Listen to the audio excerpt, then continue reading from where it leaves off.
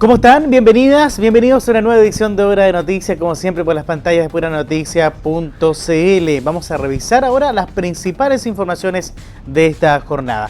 Les acompaña Sergio López. Comenzamos la revisión de los principales titulares a esta hora. Familia de María Elcira Contreras revela nueva teoría a 3 meses de su desaparición en la ciudad de Limache. Padrón electoral extranjero creció 219% entre el año 2017, en ese entonces hasta la fecha del 2024 en la región de Valparaíso. Casi 40.000 personas podrán votar en octubre. Académico explicó por qué el avistamiento de una ballena y su cría en la costa de Concón es algo inusual. Cruda realidad en la región de Valparaíso. El 27% de las familias que postularon a jardines infantiles o salas cuna quedaron en la lista de espera. El gobierno confirmó que atentado en Ercilla fue una amenaza por juicio a reos mapuches. Traspaso del sistema frontal, Cernac ofició a Claro, Entel, Movistar y a WOM por cortes de servicios. Comenzamos de esta manera la revisión de las noticias, de las informaciones. Aquí estamos ya revisando lo más importante, gracias. Cruda realidad de la quinta región. El 27% de las familias que postularon a jardines infantiles o salas cuna quedaron en lista de espera. Este programa que enfrenta la región de Valparaíso es similar al que ocurre en casi todo el país, situación que ha hecho proliferar ostensiblemente las guarderías ilegales, tal como la de Estación Central, donde hace una semana falleció un bebé de 8 meses en su interior. Cámara de Diputados aprueba realizar elecciones en 2 días y una multa de 33.000 pesos por no ir a votar. Reducen perímetro de seguridad en socavón del edificio Kandinsky. Se restablece parcialmente el tránsito en el camino costero. Dan plazo de 10 días al gobierno regional de Valparaíso para subsanar incumplimientos a la ley de transparencia. Podrían haber sumarios. Diputada Marquesi defiende ir separados, obviamente, por la gobernación. Hay segunda vuelta, entonces nos ponemos todos detrás del que pase. Cámara de Diputados rechaza proyecto que busca prohibir y sancionar la organización de carreras de perros galgos. Fija para el 21 de agosto la formalización del abogado Luis Hermosilla y otros 4 imputados por el caso Audio. Ahí está entonces la información relacionada con nuestro portal en horadenoticias.cl, ahí en puranoticias.cl. Vamos a comenzar con informaciones a nivel país. Luego de que el Servicio Nacional del Consumidor Cernac anunciara que ofició a las empresas Claro, Entel, Movistar y WOM tras recibir entre el 1 y el 12 de agosto en el marco del sistema frontal 4.638 reclamos en el mercado de las telecomunicaciones, por lo que solicitan, entre otras cosas, que las compañías entreguen información sobre cuáles de los servicios prestados han sufrido alteraciones, intermitencias o interrupciones. Miles de reclamos han sido recepcionados por el Servicio Nacional del Consumidor Cernac durante los últimos días contra las empresas de telecomunicaciones, sobre todo tras el paso del sistema frontal por la zona centro-sur del país, que dejó a millones de personas sin suministro eléctrico por varias jornadas. El servicio informó que solo entre el 1 y el 12 de agosto del 2024 se han recibido 4.638 reclamos en el mercado de las telecomunicaciones. Al comparar los primeros 12 días de este mes con los meses anteriores, agosto destaca por un aumento significativo en el número de reclamos, especialmente a partir del día 5 de agosto. Por esta razón, Cernac ofició a las empresas Claro, Entel, Movistar y WOM para que, entre otras cosas, entreguen información sobre cuáles de los servicios prestados han sufrido alteraciones, intermitencias y o interrupciones con ocasión de las interrupciones de electricidad. Además, se solicitó que indiquen si, por dichas interrupciones, se aplicarán los descuentos pertinentes y cómo se ha informado o informará a los consumidores sobre este derecho. Los antecedentes que tendrán que entregar las empresas de telecomunicaciones auspiciadas deberán considerar la información que cuente en sus registros desde el día 31 de julio pasado. En caso de que las compañías no entreguen la información requerida, el servicio podrá ejercer los mecanismos de protección que contempla la legislación vigente. El principal problema que reclaman los consumidores tiene relación con la calidad de la señal, lentitud o cortes injustificados del servicio, con 1.437 casos. Finalmente, Sernac enfatizó que está constantemente monitoreando los reclamos hacia las empresas de telecomunicaciones y recordó que inició un procedimiento voluntario colectivo con la compañía BTR con el propósito de que entreguen compensaciones a los clientes afectados por interrupciones y mala calidad del servicio. Vamos a revisar una información que ha marcado la pauta informativa en la provincia de Marga Marga durante esta jornada y por lo mismo vamos a revisar de qué se trata en nuestro portal, que ya está totalmente disponible con la información del ámbito de la salud, porque el CESFAM de Quilpué suspendió atenciones para este martes por complicaciones presentadas tras una fumigación. La Corporación Municipal de Quilpué informó que se mantiene en evaluación de la situación y que se estará informando el reagendamiento de atenciones programadas para este día. La presidenta de la Confusam, Quinta Región, Paola Muñoz, denunció que varios trabajadores del Centro de Salud Familiar de Quilpué resultaron intoxicados debido a una fumigación en las dependencias del recinto. Sobre la situación que se produjo se refirió la Corporación Municipal de Quilpué, quien informó que el Centro de Salud suspendió atenciones por el día de hoy, martes 13 de agosto, y vemos la imagen entonces lo que ha ocurrido en esta jornada, de forma preventiva para resguardar el bienestar de los usuarios y personal de salud, debido a complicaciones presentadas tras la fumigación interna, realizada el día lunes a las 20 horas en dichas dependencias. Entonces tenía que haber sido bastante intensa, porque imagínate, hasta el día de hoy, 13, todavía seguía ahí el ambiente irrespirable. Luego agregaron que el equipo de salud de la Corporación Municipal de Quilpué se mantiene en evaluación de la situación y que estará informando obviamente el reagendamiento de las atenciones programadas para este día. Ahí está el comunicado. Ahí está el comunicado de la Corporación Municipal de Quilpué respecto a las atenciones de este martes 13 de agosto, martes 13 de agosto de forma preventiva, producto de un sistema de fumigación en ese establecimiento de salud que está adosado, recordemos, al hospital de Quilpué, ahí en la calle San Martín. Continuando con informaciones de la región de Valparaíso, el 12 de mayo, seguimos en la provincia de Marga Marga, pero esto ocurrió el 12 de mayo. Es una fecha que la familia de María Elcira Contreras jamás va a olvidar, pues fue aquel domingo que se celebraba el Día de la Madre en nuestro país, cuando se le perdió el rastro a la adulta mayor de 86 años. Recordemos que la jornada del lunes ella estuvo de cumpleaños. Pese a la intensa búsqueda, hasta el momento no se han obtenido resultados positivos respecto a su paradero. No obstante, solo se alimentan las hipótesis respecto a lo que pudo haber pasado con esta mujer.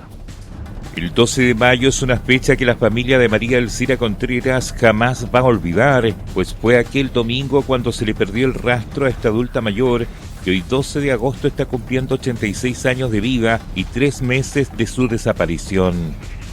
Cabe recordar que para celebrar el Día de la Mamá se reunieron en un almuerzo familiar en el restaurante del Fondo Las Tórtolas del Mache, lugar donde fue vista por última vez caminando por los estacionamientos tras levantarse para ir al baño. Intensa ha sido la búsqueda de esta adulta mayor, sin embargo, hasta el momento no han obtenido resultados positivos respecto a su paradero. No obstante, solo se alimentan las hipótesis respecto a lo que pudo haber pasado con esta mujer. Y es que en su búsqueda se inició primero en los alrededores del Fundo para continuar por cursos de agua aledaños y otros sectores rurales de la comuna limachina, incluyendo la solicitud de buscarla en túneles subterráneos, diligencia que ya fue acogida. Tomando en cuenta todos estos antecedentes y recordando que la última imagen que se tiene de María Elcira es en los estacionamientos del Fondo Las Tórtolas, es que la familia dio a conocer una hipótesis que le ha rondado la mente en el último tiempo. Carla Hernández, una de las nietas de María Elcira Contreras, señaló en un reportaje de Chilevisión Noticias que lamentablemente mi abuela fue víctima de un delito, que a ella la quisieron asaltar o quizás se equivocaron de abuela, que es una teoría que ronda bastante en mi cabeza, añadió. Hernández recalcó que lo sucedido a María Elcira no tiene ninguna lógica. Mi abuela no se podía haber desplazado tan rápido si ella desaparece en cosa de minutos, o sea, a 3,9 minutos va al baño. Ya a las 3:20 estábamos todos buscando. Entonces, no tiene lógica, no tiene pies ni cabeza. Ese día no tenía ninguna lógica. Y ahora que han pasado los días y no hay un rastro de ella, menos lógica tiene. Miriam Ramírez, nuera de la mujer desaparecida en Limache, comentó que incluso la mujer pudo haber sido atropellada por un auto y haber sido sacada del lugar por el mismo. Puede haber sido cualquier cosa, por ejemplo, de que ella por ejemplo, salió a caminar y un auto se echó para atrás, la atropelló, no sé, la guardó en el auto y se la llevó. En tanto, Natalia Hernández, otra de las nietas de la desaparecida mujer, hizo un paralelismo con el caso Matute Jones. Cuando yo veía, por ejemplo, el caso de Jorge Matute, decía, pero ¿cómo es posible que ha pasado tanto tiempo y no se sepa nada de él? Pero ahora, en el caso de mi abuela, me parece particularmente increíble porque ella desaparece en un lugar absolutamente... Claro, así de complicado es, inexplicable lo que sucedió con María Elcira. Vamos a seguir con informaciones del ámbito policial. Nos vamos a informaciones incluso del ámbito policial a noticias legislativas. Esto debido a que la sala de la Cámara de Diputados aprobó en particular el proyecto de ley que prohíbe y regula los dispositivos digitales como los teléfonos celulares en establecimientos educacionales, por lo que ahora el texto se remitió al Senado para cumplir su segundo trámite legislativo. Esto es prohibir el uso de medios tecnológicos de telefonía móvil por parte de los estudiantes en el nivel parvulario de enseñanza desde primero a sexto año básico. La Sala de la Cámara de Diputados aprobó en particular el proyecto de ley que prohíbe y regula el uso de dispositivos digitales como celulares en establecimientos educacionales, por lo que ahora el texto se remitió al Senado para cumplir su segundo trámite legislativo. La propuesta modifica la Ley 20.370 General de Educación para regular el ingreso de celulares y otros equipos digitales a los recintos de prebásica, básica y media.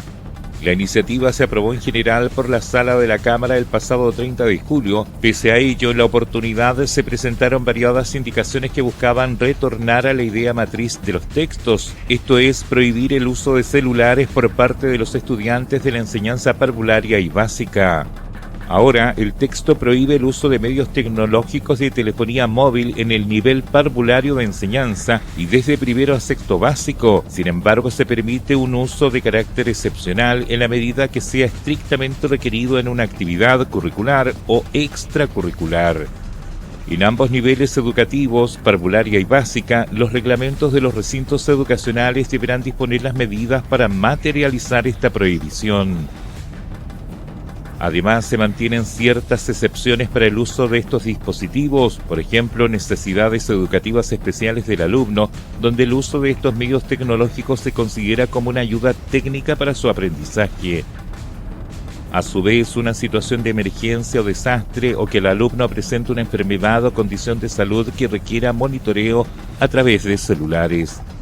Por otra parte, con la finalidad de contribuir eficazmente al cumplimiento de los objetivos generales del nivel de séptimo básico a cuarto medio, los reglamentos de los establecimientos educativos deberán disponer de medidas para resguardar el uso adecuado de estos medios tecnológicos de telefonía móvil. Se añade además que en este nivel educativo el uso adecuado de los celulares podrá ser gradualmente autorizado. Además, las escuelas, colegios y liceos deberán crear instancias de participación formativa, esto con el propósito de fomentar el correcto uso de medios tecnológicos de telefonía móvil y para prevención de delitos que se realicen por intermedio de medios tecnológicos. En tanto, se agrega que los colegios velarán por abordar los riesgos y perjuicios que supone la integración de la tecnología al proceso formativo. Asimismo, asumirán los aspectos positivos que reporta el avance lectivo, cognitivo y psicosocial de los niños, adolescentes y estudiantes en general. Seguimos en informaciones. Esto ocurrió en la región metropolitana. Es una verdadera noticia que ha generado conmoción, no solamente en Santiago, sino que en todo el país. La muerte de un bebé de 8 meses al interior de una guardería ilegal que funcionaba en la comuna de Estación Central, en la región metropolitana. Lo que abrió de lleno la polémica en torno al complejo panorama que enfrenta la primera infancia en nuestro país, debido a la falta de fiscalizaciones y a la poca oferta pública respecto a jardines infantiles y salas cuna, la cual refleja una cruda realidad de la región de Valparaíso. Acá en la región, donde el 27% de las familias que postularon un establecimiento quedaron en lista de espera. Conmoción causó en todo el país la muerte de un bebé de 8 meses al interior de una guardería ilegal que funcionaba en la comuna de Estación Central, en la región metropolitana, lo que abrió de lleno la polémica en torno al complejo panorama que enfrenta la primera infancia en nuestro país, debido a la falta de fiscalizaciones y a la poca oferta pública respecto a jardines infantiles y salas cuna. Es bajo este contexto que se dieron a conocer algunos datos en la región de Valparaíso, los cuales hablan que durante el proceso de admisión del 2024 postularon un total de 12.704 familias, de las cuales 3.515 quedaron en lista de espera. Esta cifra equivale al 27,67% del universo de postulantes, lo que es una clara muestra del problema. En cuanto a la situación de la Junta Nacional de Jardines Infantiles Junji, que atiende a niños de entre 0 a 4 años, hasta mayo de este año brindaban educación parvularia a 16.771 niños en sus 298 establecimientos de dicha red. De ellos, se informó que un total de 5.886 corresponden al nivel sala cuna y 10.885 a niveles medios. El tema fue abordado por el diputado Twiti Teao, quien señaló que ningún niño debería quedarse sin cupo. Respecto a la falta de cupos en jardines infantiles estatales y el difícil acceso a ellos, ningún niño o niña del país puede quedar sin cupo en un jardín infantil. Eso atenta contra la infancia y el desarrollo de todo menor en Chile. La falta de oferta pública y precios inalcanzables para las familias estarían peligrosamente relacionados con el aumento de guarderías y salas cunas irregulares. A abril de este año, alrededor de 233.000 niños y niñas entre los 0 y los 5 años se encontraban en listas de espera a nivel nacional para entrar a un jardín financiado por el Estado, según revela el Observatorio Niñez. Agregó que en la región más de 3.500 familias quedaron en lista de espera. A nivel local, el proceso de admisión 2024 en la región que represento, la región de Valparaíso, postularon 12.704 familias, de las cuales 3.515 quedaron en lista de espera. Los 298 jardines infantiles de Red Junji, que entregan educación parvularia a niños entre 0 y 4 años en la zona, atienden, según información actualizada hasta mayo del presente año, a un total de 16.771 párvulos, 5.886 de nivel de sala cuna y 10.885 de niveles medios. Más preocupante aún, resulta lo revelado por un estudio elaborado por Fluxe, que concluyó que los valores mensuales de los jardines infantiles y salas cuna anotaron un alza del 4,5% en 2024 en comparación con el año pasado. El diputado Andrés Celis expresó que es inaceptable que las familias se vean obligadas a recurrir a guarderías no reguladas debido a la falta de alternativas seguras y asequibles.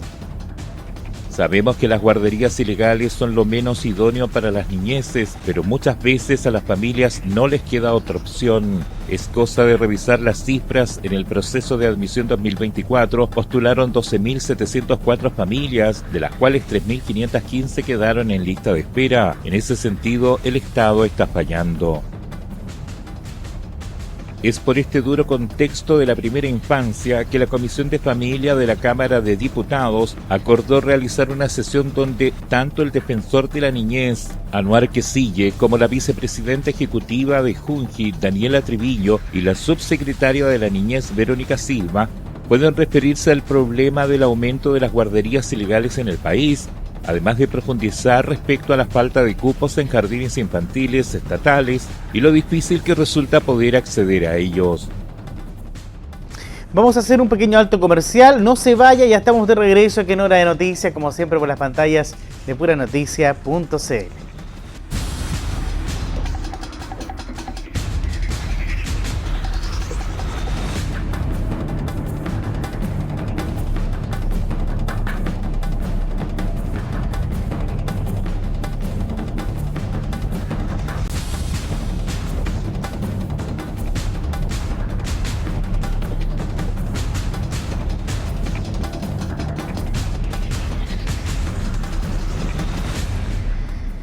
Ya acá estamos de regreso en Hora de Noticias, como siempre por las pantallas de puranoticias.cl. Les contamos que el ministro de Economía, Nicolás Grau, se reunió con los sindicatos de Huachipato para analizar los posibles pasos a seguir tras el cierre indefinido de la siderúrgica y, de paso, anunciar un plan que se haga cargo económicamente de la región del Biobío. El ministro de Economía, Nicolás Grau, se reunió con los sindicatos de Huachipato para analizar los posibles pasos a seguir tras el cierre indefinido de la siderúrgica y, de paso, anunciar un plan que se haga cargo económicamente de la región del Biobío. Grau añadió que el gobierno apoyará a los sindicatos y a los contratistas de Huachipato. El gobierno va a apoyar a los sindicatos. En lo que sea que esto derive, si la empresa mantiene su postura lamentable de cerrar, por supuesto que nosotros apoyaremos en todo a los sindicatos y a los contratistas y a las empresas y personas que trabajaban indirectamente para Huachipato, porque estos trabajadores, estos sindicatos, se merecen todo y mucho más. Esta región ha sido testigo del tremendo esfuerzo que han hecho estos sindicatos por no solo defender el futuro de la producción de sus empleos, sino que además defender el futuro de la producción del acero en Chile, desde una perspectiva estratégica, siempre pensando en el norte del país, no solo en sus legítimos derechos como trabajadores. Agregó además que en los próximos días el gobierno anunciará un plan para la región. Que prontamente, en pocos días, nosotros como gobierno vamos a anunciar un plan que se haga cargo económicamente de esta región, que se preocupe y tenga como horizonte la generación de empleo, ojalá manufacturero y de calidad, que le den un horizonte laboral a las personas que trabajaban en Huachipato, más allá de las eventuales salidas que ellos puedan tener o los acuerdos que ellos puedan tener con la empresa, en el proceso en el cual también los vamos a apoyar, por supuesto. El titular de Economía recalcó que el foco debe estar en cómo la región del Biobío crea empleos de calidad. El foco acá tiene que estar en cómo la región del Biobío crea empleos de calidad, y eso implica acelerar inversiones, eso implica articular lo que actualmente se produce y trabaja para Huachipato en otras alternativas, en otros modelos de negocio, implica desarrollar ciertas áreas que son muy importantes en esta región y que pueden estar esperando una oportunidad para desarrollarse con más fuerza. Añadió también que se debe buscar cómo la región tome fuerza y se pueda desarrollar productivamente. Hay que buscar por los distintos ángulos que permitan que esta región tome más fuerza y se pueda nuevamente desarrollar productivamente. Por eso que el Ministerio de Economía está presente hoy acá, porque este es principalmente un problema de desarrollar esas capacidades económicas. El aspecto positivo de todo esto es que este lamentable cierre anunciado por CAP no nos pilla a nosotros desarticulados, sino que nos pilla con meses de trabajo entre empresarios, trabajadores y gobierno para construir ese plan de fortalecimiento de la industria.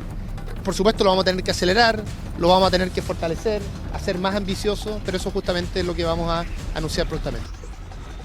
Y continuamos en el sur de nuestro país, pero de las informaciones de carácter económica nos trasladamos al ámbito policial, luego de que la ministra del Interior, Carolina Toá, confirmara este martes que el atentado incendiario contra 2 camiones cometido el día lunes en la comuna de Ercilla, región de la Araucanía, buscaba amenazar la acción estatal en el marco de un juicio contra reos mapuches que en el año 2023 tomaron de rehenes a 3 gendarmes en la cárcel de Angol. La ministra del Interior, Carolina Toá, confirmó que el atentado incendiario contra 2 camiones cometido el día lunes en la comuna de Ercilla, región de la Araucanía, buscaba amenazar la acción estatal en el marco de un juicio contra reos mapuches. Bueno, efectivamente una cosa que hemos visto hace ya algún tiempo es que en la medida que el Estado empieza a avanzar contra la impunidad, empiezan a lograrse investigaciones que dan con los responsables de delitos violentos y se les imputa, se les formaliza y finalmente enfrentan juicios ante los tribunales. Las agendas de las orgánicas que han estado en esta estrategia de la violencia empiezan crecientemente a dedicarse a buscar generar intimidación a la justicia, a tratar de paralizar el trabajo de los agentes del Estado y también cuando se enfrentan audiencias importantes a visibilizarlas y tratar de alguna forma de amenazar la acción estatal que está a punto de tomar decisiones respecto a la condena de delito. En efecto, en el lugar del ataque, donde actuaron encapuchados en una camioneta, se encontraron lienzos amenazantes por el juicio que se iniciaría este martes contra los presos mapuches que en el 2023 tomaron de rehenes a 3 gendarmes en la cárcel de Angol. En el día de hoy efectivamente se va a realizar la audiencia respecto a este intento de secuestro que hubo de gendarmes por parte de algunas personas que están internas enfrentando procesos por delitos de los que están acusados, y todos los antecedentes que tenemos, de hecho lienzos que se pusieron en el lugar, apuntan a que la acción del día de ayer tenía por objeto precisamente visibilizar esta audiencia de hoy y amenazar a la acción estatal que hoy día tiene que resolver, digamos, lo que corresponde en relación a esa acusación. Recordó que los camiones se encontraban estacionados cuando fueron incendiados.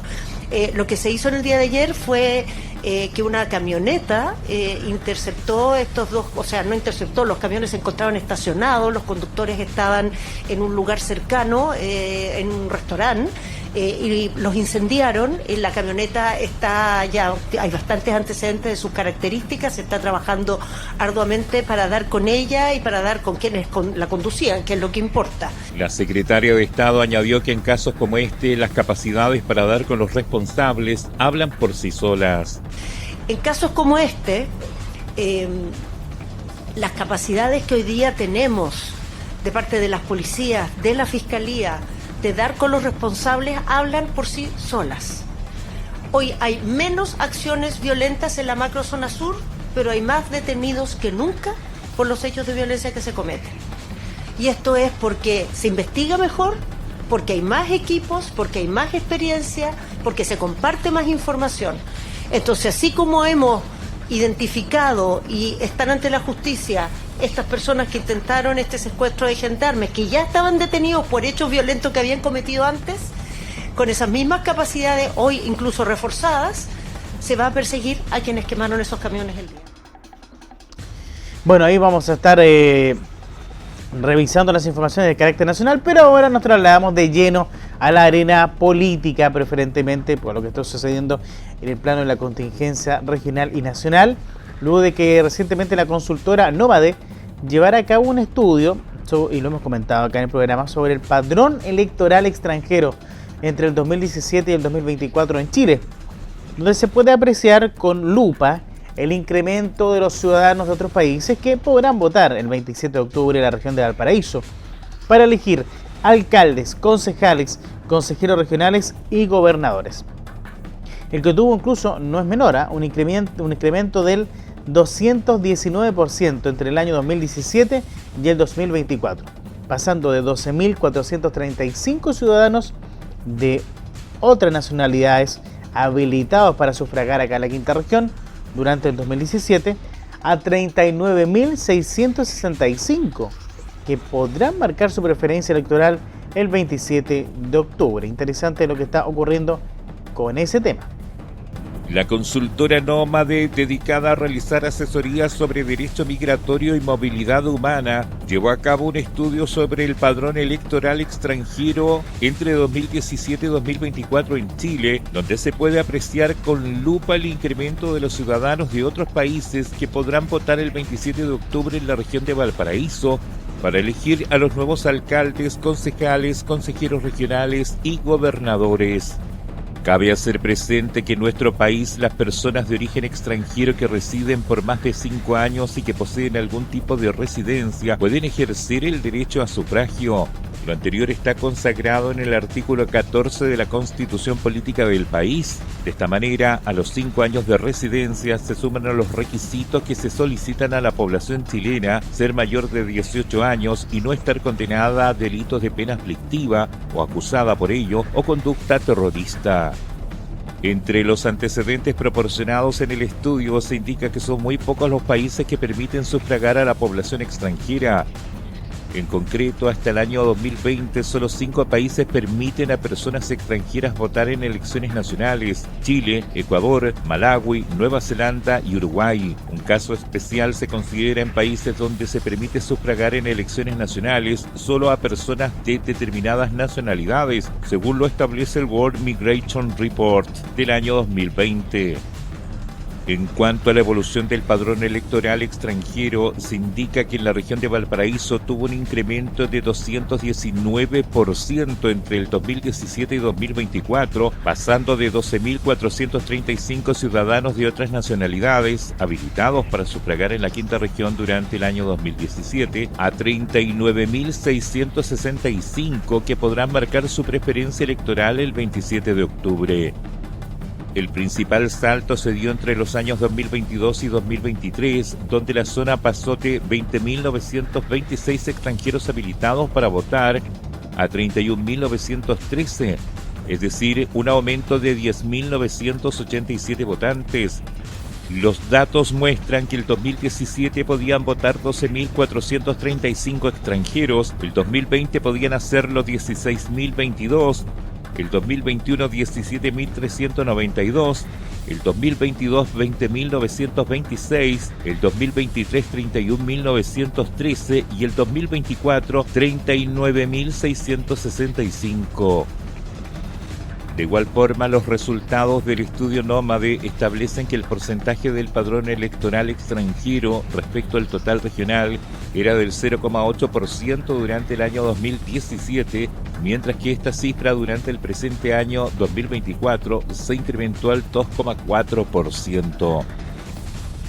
El padrón electoral según nacionalidad da cuenta que en la región de Valparaíso la mayoría de los extranjeros habilitados para sufragar en octubre son de nacionalidad venezolana con 10.817 personas, le siguen los ciudadanos haitianos con 5.711, en tercer lugar aparecen las personas colombianas con 4.430.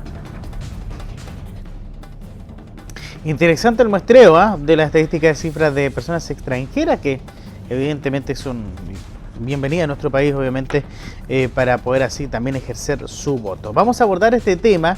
Estamos en contacto con la periodista y analista electoral María José Arredondo. María José, ¿cómo estás? Bienvenida.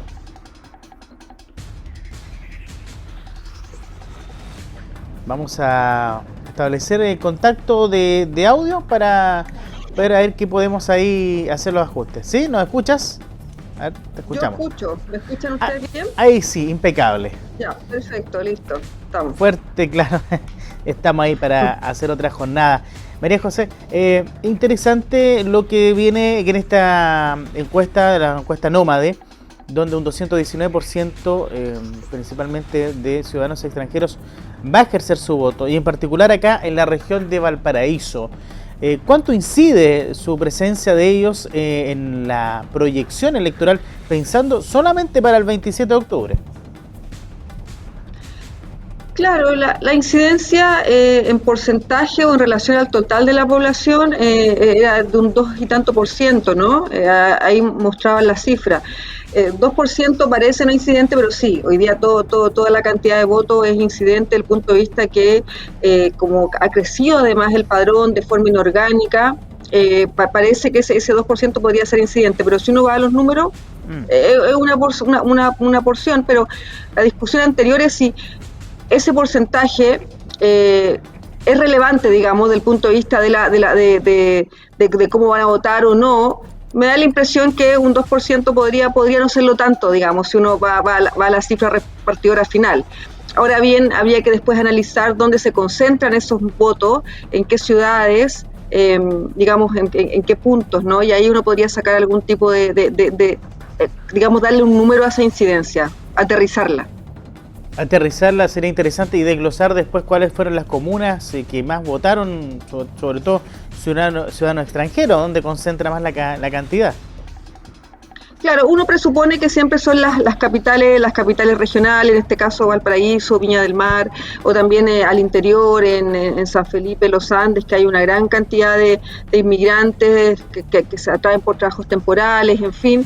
Y entonces uno podría empezar a verlo, pero claro, pero me da la impresión que esa cantidad es un crecimiento importante, sin duda, respecto a sí mismo, pero en el total del padrón no es tan incidente, entonces no me preocuparía desde el punto de vista del análisis. Me preocupa más que voten la gente que está acá en Chile, eso sí que voten o no. Eso me parece mucho más preocupante e incidente. Ahora también influye el sector ideológico de cada extranjero. Por ejemplo, algunos, por lógica, uno deduce que los ciudadanos venezolanos pueden votar algo que sea en oposición a izquierda, o ciudadanos, por ejemplo, colombianos pueden votar una situación similar o contraria, muy siguiendo a lo de Maduro o a lo de Petro en Colombia. Yo creo que yo he visto algunas cosas que se han hecho en algunas intervenciones con la población venezolana y hay algo muy interesante. Si bien la población venezolana, obviamente la gente que emigra es porque no está contenta, digamos, con el gobierno, y entonces uno presupone que va a votar por la derecha. Eso es como lo lógico. Pero también la población venezolana, históricamente una población que tiene muy arraigado, por ejemplo, la educación gratuita, que tiene muy arraigado, por ejemplo, ciertos derechos laborales, y entonces esa como cultura o esa más bien esas ideas o esas políticas son más relacionadas a la izquierda. Entonces yo creo que ahí no es tan fácil como decir vota por A o por B. Si hay una cosa, si uno se pone o hace la división entre Maduro y no Maduro, claro, es no Maduro, pero si también hace la división con derechos sociales, también uno podría verlo desde esa perspectiva. Algunos sectores políticos, principalmente en este caso oposición, la derecha, en algún minuto comentaban varios parlamentarios de que podía ser utilizado políticamente el voto del ciudadano extranjero acá en Chile, ¿no? Principalmente girado hacia la izquierda, fuera como un argumento. ¿Se va a ver así reflejado el 27 de octubre? Porque el 27 de octubre es una fecha muy particular y tiene que ver un grado también de información de los ciudadanos extranjeros. Y ahí los vamos a ver cuán están informados están de este proceso que viene, que no es elegir un presidente de la República. Son varios roles y autoridades que se van a elegir. A ver, varias cosas, digamos, en eso. O sea, una cosa es la información que se está entregando. Evidentemente, cuando hay elecciones donde se votan muchos cargos, como es la del 27 de octubre, donde van a haber en el fondo gobernación, core, alcalde y concejal, es decir, son 4 personas, son cuatro votos que va a tener que emitir la persona. Entonces la información finalmente llega a todos por igual, todos somos residentes de Chile, entonces independiente de la nacionalidad, yo creo que el trabajo más bien de quienes encabezan esto, en este caso el CERVEL, de comunicar, ya, eso es un tema. Otro tema, en el fondo, cómo votan esos extranjeros, que me da la impresión que van a votar evidentemente o puede clivarse a través de madurismo o no madurismo, en el caso de los venezolanos, o derechos sociales o no. Pero en general no se ha hecho como un estudio de cómo votan estos extranjeros, eso no se ha analizado, no se ha hecho análisis de padrón de cómo han votado, como para uno poder decir va a incidir o va a favorecer a tal sector o cual sector. Evidentemente la gente que es extranjera, la gente que emigra, y entonces la gente que emigra evidentemente tiene algunas percepciones, sobre todo siempre emigra la gente por temas de seguridad, en fin. Yo creo que ahí uno puede tomar un punto, digamos, pero en general la información es una información que tiene que ser a nivel nacional y no dividirlos como comunidad extranjera como viven en otro mundo, sino más bien las comunidades extranjeras viven integradas y consumen y transitan por los mismos lugares que todos, entonces la información tendría que ser una. No sé si se tenga que hacer un doble clic en especial para personas que están integradas en Chile, digamos. Interesante como el sondeo, va a estar interesante del 28 para adelante cómo se vota no solamente por los ciudadanos chilenos, sino que también los ciudadanos extranjeros, que ya algunos llevan muchos años, incluso ya llevan doble nacionalidad incluso. Vamos a pasar a otro tema. A propósito, este martes la Cámara de Diputados aprobó realizar elecciones en 2 días, incluso con una multa de 33.000 pesos por no ir a votar. ¿Qué efecto podría tener en concreto el estar en un comicio electoral por 2 días? A ver, yo soy personalmente sigo mucho el tema de más que las elecciones, el tema de la participación electoral. Ya, entonces es un gran tema de la gente que participa, por qué participa, y hay como muchas preguntas y dudas y cuestionamientos de por qué la gente vota o no. Entonces uno puede establecer que hay varias cosas por qué la gente no vota. Hay algunas que dicen que no vota porque viven lejos del domicilio, no se han cambiado, y entonces eso es un porcentaje. Otro, la oferta electoral que no le parece. Y también hay un tema de tiempos. Entonces me parece que agrandar o poner más posibilidades, me parece que es estupendo el punto de vista de que si no voto en 6-7 horas, se me abre el tiempo. Entonces si hoy día digo que no, mañana a lo mejor tengo más interés, y entonces veo que la otra gente se está movilizando, y eso me puede entusiasmar. Es decir, si la votación en 2 días tiene como foco el poder que la gente tenga más la posibilidad más de votar, sobre todo la gente que vive más alejado, en fin, o que vive más de tal, y entonces necesita movilizarse, o siente que está muy lleno un lugar y entonces vuelve al otro día temprano, etcétera. Todas esas como variables que tenemos las personas al día de votar, si eso se soluciona, me parece que es fantástico. Entonces, desde ese sentido, está bueno. Ahora, el punto que me parece que es complicado es que si alguien va a hacer un punto con respecto a la transparencia, es decir, como que en la noche pasa algo y alguien cambia las urnas, y ese punto sería un punto totalmente malo desde el punto de vista reputacional para unas elecciones, que nuestras elecciones en general son unas elecciones limpias.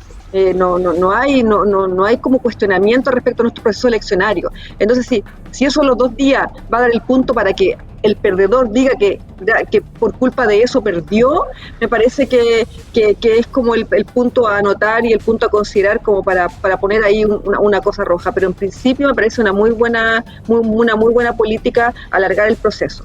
Eso es el punto de vista del proceso. Ahora, de las multas, tú me preguntabas por las multas también, ¿no? Claro, la multa de 33.000 pesos por no ir a votar. Claro, la multa es interesante porque de alguna forma, ¿cómo uno lo obliga? O sea, las políticas públicas, lo que buscamos es que todos voten, ¿no? Es el principio es que todos participen y que la participación casi que llega al 100%, exacto. ¿Cierto? Y un arrepentimiento del mundo político por haber ido al voto voluntario. Pasaron cosas cuando fue el voto voluntario. Claro, porque además ahí uno se da cuenta, ¿no? En el fondo, las políticas públicas no se pueden medir de un día para otro, sino se miden a largo plazo. Y el hecho que haya existido esta posibilidad de ir o no ir, digamos, a votar, o sea, pasamos por distintos sistemas, también, ¿qué hizo, no? O ¿qué generó al final? Generó que hoy día no estoy diciendo que esa sea la única cosa, pero una de las cosas que ha generado es que la gente vea el proceso de votar o no votar como un incidente. Y al otro día la gente dice, yo tengo que ir a trabajar igual, y todas esas como frases que aparecen. Entonces hoy día nos dimos cuenta que eso era malo, y entonces hoy día hay que obligar a la gente a participar, y claro, y las multas es la forma de obligar, digamos. La única forma que tengo como Estado o como servicio de elecciones de obligar es multar al que no lo hace. Y en ese sentido es la única forma, no conozco no se conoce en el mundo otra forma. Entonces en ese sentido es correcto, es decir, agrandar 2 días más multa, me parece que lo está haciendo es decir, mira, hay que ir a votar, no hay excusa para no ir a votar. Está bien, es la fiesta de la democracia como lo definen algunos, y no todos los países tienen derecho a voto, también es cosa de mirar nomás a los países vecinos y darse cuenta que votar y opinar es un privilegio. Claro, es un privilegio, y evidentemente este es un tema muy bonito desde el punto de vista de cómo lo tienen que hacer las autoridades para que las personas participemos. Y claro, hay muchos sesgos que son los sesgos de que las personas pobres no votan, o que por ejemplo siempre se ha estudiado, y que por ejemplo en Lo Barnechea, ¿no? Yo he hecho algunos estudios así en la consultora, que por ejemplo el 100% de las personas votan. Entonces, como el 100% de las personas votan, uno podía incluso hacer análisis por mes y saber casi cómo vota tal persona, y era muy interesante. Y ciertos otros lugares no, por ejemplo, en las municipales, o varias municipales anteriores, no la anterior, sino la otra, hubo un 30% en algunas comunas de participación. Es decir, la legitimidad además, si bien es así el mecanismo, pero también hay una deslegitimación de decir, la persona que está ejerciendo, por ejemplo, un cargo como alcalde, que es un cargo además que es muy importante desde el punto de vista de la vinculación de las personas, claro, tenga un 30%. Hay muchas comunas en la quinta región, yo siempre las nombro, por ejemplo, Quillota, ¿no? Quillota tenía un 32% de participación, no en la de Calderón, sino en la anterior, y es muy bajo. Entonces uno se preguntaba, ¿en la oferta? Entonces ahí las preguntas eran distintas, o sea, uno se hace muchas preguntas. Entonces, bueno, si el problema era un tema de acceso, bueno, tenéis 2 días. Si no te gusta, bueno, vaya a tener que pagar. Entonces, ahí solucionáis dos problemas, ¿no? Ahora, me da la impresión que también hay un problema de oferta electoral y que los candidatos sean buenos o no, pero ya ese no es un problema del CERVEL, digamos, sino más bien del escenario político. Queda que la me alargué mucho, perdona, pero es un tema que... Pero es que el concepto es bueno porque son demasiados candidatos. Y eso que el CERVEL hizo un filtro considerable, pero son muchísimos candidatos en concejales, en cores, en gobernador, en fin. Entonces viene una tarea, vamos a tener que volver al tabloide, ese formato grande que había. ¿Te acuerdas que hubo un tiempo atrás, un año atrás, donde había que dar una sábana? Va a ser algo similar, ¿no da la impresión? Y el anterior, recuerda que votamos además por candidatos a constituyentes, para la primera claro. Convención. Entonces, y además aquí, y este es otro tema, que es un tema que me parece que es muy interesante, que tiene que ver dentro de la gente o más bien de la conformación, es que empiezan a hacerse las alianzas, es decir, este gobernador se cruza con este alcalde, y se empiezan a hacer lo que le llamamos nosotros los emplantillados, es decir, son 3 o 4 se hacen alianzas entre 4 y esas alianzas quedan ahí clavadas, entonces la gente como que, entonces en un papel, me llega un papelógrafo a la casa y dice vote por Juanito concejal y entonces como que le dan todo el voto listo, ¿no? Yo lo he visto como formato de propaganda que dicen ya, alcalde tanto, gobernador tanto y a uno le dan como que esa es la forma. Y queda la memoria. Es muy difícil. Exacto, hace la memoria, pero para un concejal que a lo mejor no tiene la amistad, digamos, la integración vertical, sino por afuera, y entonces es muy muy interesante cómo se da dentro de las mismas personas y de los partidos y de las amistades, chicas, dentro de todos los lugares, digamos. Sobre todo ahí estaremos analizando en profundidad y estar atento también al voto migrante, como se ha definido. María José Arredondo, muchas gracias, periodista y analista electoral. Muchas gracias por este contacto con Hora de Noticias. Bueno, nos vemos. Chao, gracias, chao. Hasta luego. Chao, chao. Y nosotros seguimos revisando informaciones y nos trasladamos a una noticia alegre, positiva en la región de Valparaíso, donde un adulto y una cría de ballena fueron avistadas en las costas de Concón, cuyos registros audiovisuales se han hecho virales en las redes sociales. Se trata de 2 ejemplares de la especie franca austral, que puede pesar unas 45 toneladas y mide entre 10 y 20 metros. Habita en Oceanía, Sudáfrica, Argentina y acá, en Chile. Un adulto y una cría de ballenas fueron avistadas en las costas de Concón, cuyos registros audiovisuales se han hecho virales en redes sociales. Se trata de 2 ejemplares de la especie franca austral que puede pesar unas 45 toneladas, mide entre 10 y 20 metros y habita en Oceanía, Sudáfrica, Argentina y Chile. Juan Hoffer, académico de la Escuela de Ciencias del Mar de la Pontificia Universidad Católica de Valparaíso, indicó que no es común verlas tan cerca de la costa donde fueron captadas. Hoffer enfatizó que esta es una especie que durante los meses de verano, desde noviembre hasta marzo, baja a las aguas antárticas para alimentarse, aprovechando la gran concentración de krill. Eso les permite obtener mucha energía y luego, cuando concluye la estación, regresan de vuelta a las latitudes que habitan el resto del año para reproducirse. La ballena franca austral habita todo el hemisferio sur a lo largo de una banda de latitud entre 20 y 60 grados sur, por ejemplo en el Océano Pacífico frente a las costas chilena y peruana. El académico indicó que no se trata de un avistamiento común porque no hay muchos individuos ya que se encuentra en estado crítico de conservación. La población no es muy abundante y por lo general no están tan cerca de la costa, a excepción de este caso, agregó. En este sentido, Hoffer sostuvo que el avistamiento del ejemplar junto a una cría es una buena señal en miras a preservar la especie. Vamos a ir a esta hora a revisar lo más reciente, lo último, ¿les parece? ¿Qué es lo que marca esta hora de la jornada la materia informativa a nivel regional, nacional e internacional? Vamos a conocer lo último en el ámbito internacional. Encuentran en Pompeya los restos de una pareja víctima de la erupción del Vesubio, incluso con un pequeño tesoro.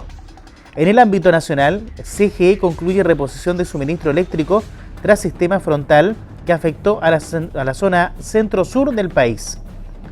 En deportes, Darío Osorio fue titular de la clasificación del Midtjylland de los playoffs de la Champions League. En el ámbito nacional, campaña Denuncia Seguro. 18.000 armas han sido entregadas de manera voluntaria. Acá en la región, gobernador de Valparaíso se compromete con Carabineros a aumentar cámaras y adquirir tobilleras para monitoreo de medidas cautelares. Tras alarmante aumento de delitos, exigen al gobierno que incluya a San Antonio en el programa Calles sin Violencia. Estamos en la hora de despedirnos de la retirada, en una nueva edición de Hora de Noticias, como siempre por las pantallas de puranoticia.cl. Les acompaño Sergio López y los espero en una próxima edición acá, en Hora de Noticias.